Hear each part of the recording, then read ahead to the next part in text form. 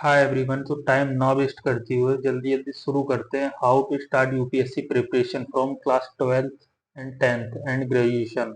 ठीक है, जो बच्चे 10th क्लास में थे उन्होंने अभी अभी 10th क्लास पास करा है, उन्हें बहुत सी जिज्ञासा हो रही है कि मैं यूपीएससी के बारे में जानूं, कैसे आईएएस बनते हैं, कैसे आईपीएस बनते हैं। तो ये वीडियो उनके लिए होने वाली है। ठीक है, तो फर्स्ट ऑफ ऑल आप अगर 10th या 12th में थे, दोनों में से कोई भी, तो आपको अभी बिल्कुल लोड लेने की जरूरत नहीं है कि मुझे यूपीएससी प्रिपरेशन अभी से स्टार्ट करनी, क्योंकि आपके पास इनफ टाइम है टू प्रिपेयर। अभी आप अपना कोर्स या कंप्लीट करने में सिलेबस पे ध्यान दीजिए, क्योंकि यूपीएससी का और 10th 12th का सिलेबस सेम है। आपको दोबारा से वही एनसीईआरटी पढ़ने पड़ेंगे। अभी आप सिलेबस पे ध्यान दीजिए अपने, है ना। पहले अब मैं तीनों को ही वो बता देता हूँ, स्टेप क्या क्या स्टेप होती है। ठीक है, सबसे पहले होगा pre exam, mains and interview. ये 3 स्टेप प्रोसेस है यूपीएससी की, जिसमें प्री में 2 पेपर होंगे, मेंस में 4 जीएस के पेपर, 2 ऑप्शनल के एंड 1 ऐसे का। और प्लस मैं इसमें भूल गया, क्वालिफाइंग पेपर होंगे, एक तो क्वालिफाइंग इंग्लिश, एक कोई भी लैंग्वेज। ठीक है, उसके बाद इंटरव्यू होगा 275 मार्क्स का। ये आपकी 3 स्टेप प्रोसेस होगी। तो अब डिटेल में समझते हैं प्री में क्या क्या। 2 सब्जेक्ट हैं प्री में, 2 पेपर होंगे, एक जीएस फर्स्ट, एक सी सेट। जीएस फर्स्ट में ना 100 क्वेश्चन होंगे, 200 मार्क्स से। पर क्वेश्चन 2 मार्क्स का पर क्वेश्चन होगा, जिसमें -1/3 की निगेटिव मार्किंग होगी। मतलब आप 3 क्वेश्चन रॉन्ग करते हो तो आपका एक क्वेश्चन गलत कर दिया जाएगा ना। और इसमें ये सारे सब्जेक्ट होंगे, मतलब ये आप देख लीजिए, history, geography, polity, environment, economic and science and tech. और सेकंड नंबर पे आ जाएगा हमारा सी सेट। सी सेट में 33% लाकर आप क्वालिफाइंग करेंगे, तभी आपका जीएस पेपर चेक करा जाएगा। 33 मतलब इतने, 200 में 33 मतलब 66 मार्क्स। और इसमें क्या क्या होगा, math, reasoning and reading comprehension. और ये क्वेश्चन होंगे 30, 25 एंड 27, 27। अब बात करते हैं हमारे मेंस पर, कि मेंस में कौन कौन से सब्जेक्ट, कौन कौन से पेपर। ठीक है, GS first, second, third, fourth, ये जीएस के 4 पेपर तो सबके लिए हैं ही। उसके बाद जो आप ऑप्शनल लेंगे, ऑप्शनल के 2 पेपर होंगे। जो भी आप ऑप्शनल चुने, आप पीएसआईआर चुने, आप ज्योग्राफी चुने, हिस्ट्री चुने, जो भी आपको अच्छा लगे आप लिस्ट देख सकते हैं ऑप्शनल की, चुन लीजिएगा। उसके बाद आएगा आपका ऐसे। ऐसे में 2 ऐसे पूछे जाएंगे, पर ऐसे 125 मार्क्स का, और 2 ऐसे हो जाएंगे 250 मार्क्स के। ऐसे आपका मेंस का पूरा रहेगा पेपर्स। ठीक है, सब्जेक्ट्स की बात कर लेते हैं। जीएस फर्स्ट में सब्जेक्ट कौन कौन से होंगे, history, geography, society. GS two में सब्जेक्ट होंगे polity, governance, IR and social justice. GS three में environment, economic, science and tech, disaster management and security. GS four में क्या होगा, एथिक्स एंड केस स्टडीज। ये हो गया आपका मेंस। पर पेपर आपका जीएस वन, जीएस टू, ये सारे पेपर 250 मार्क्स का पर पेपर होगा। ऐसे करके ये 7 है, 250 × 7 बराबर 1750 मार्क्स। इतने का आपका मेंस होगा, प्लस 275 ना।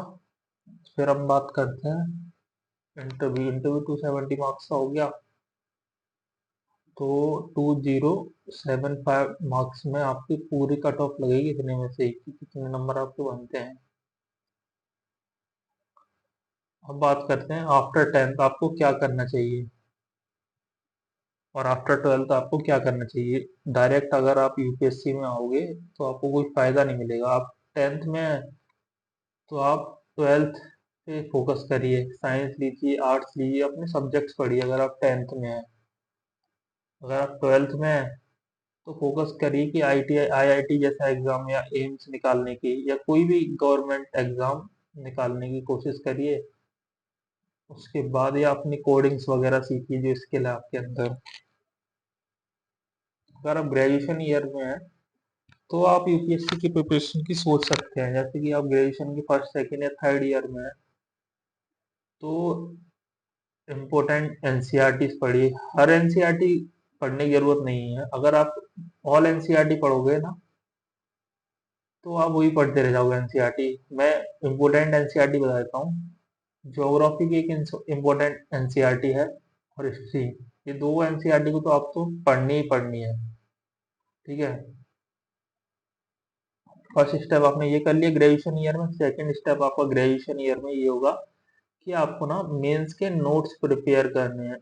कैसे प्रिपेयर करोगे? आप पीवाईक्यू देखोगे, सिलेबस देखोगे, दोनों को कंबाइन करोगे और उसकी थीम्स निकालोगे और उनके नोट्स बनाओगे। जैसे कि ई गवर्नेंस एक टॉपिक है मेंस में, उसके हर पहलू को खोलोगे। जैसे ई गवर्नेंस के फीचर्स क्या हैं, ई गवर्नेंस के कंपोनेंट्स क्या हैं, गवर्नमेंट ने क्या इनिशिएटिव लिए, चैलेंजेस क्या हैं गवर्नमेंट के आगे, और वे फॉरवर्ड।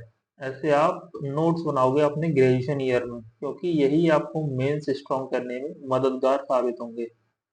ठीक है, फिर आपने ये नोट्स बना लिए, उसके बाद आप प्री पे लग जाइए। आपके नेट जैसे ही नोट्स बन के रेडी हो गए फिर आप प्री में लग जाइए।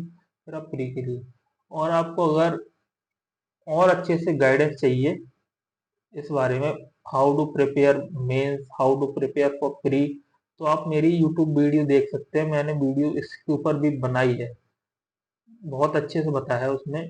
15 या 20 मिनट की वीडियो होगी कि कैसे प्रिपेयर कर सकते हैं मेंस को और कैसे प्रिपेयर कर सकते हैं प्री को,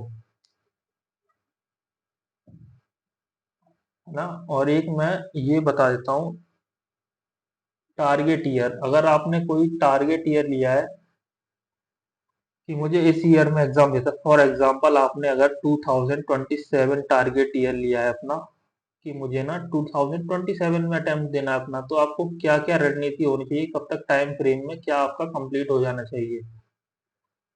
तो सबसे पहले एग्जाम होगा आपका 27 में। अगर आपने दी अटेम्प्ट दोगे तो एग्जाम होगा मई में। मई में ही एग्जाम होता है प्री का, या कुछ आपदा वगैरह आ गई तो आगे बढ़ जाएगा, जून में हो जाएगा, जुलाई में हो जाएगा, पर आप मोटा मोटी मान के चलिए मई 2027 को आपका प्री है।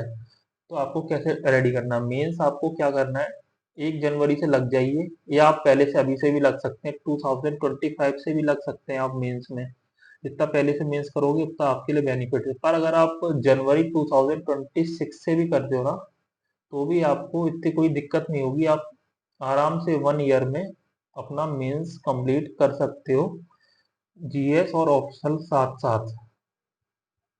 1 जनवरी से दिसंबर तक 2026 में आपने मेंस रेडी कर लिया। जैसे ही जनवरी 2027 आया, जनवरी से मई आपने प्री करा, और मई में ही आपका प्री का एग्जाम हो जाएगा। आप प्री क्वालिफाई हो गए, फिर आपको 3 मंथ्स मिलेंगे मेंस के लिए। जो आपने मेंस पढ़ा फिर इसी को स्ट्रॉन्ग करके आप मेंस क्वालिफाई एंड आपका सिलेक्शन। ठीक है, तो आप अपनी ऐसे रणनीति बना सकते हो, कैसे आपको क्या करना है, आपको समझ में आ गया होगा। मिलते हैं नेक्स्ट वीडियो में। बाय।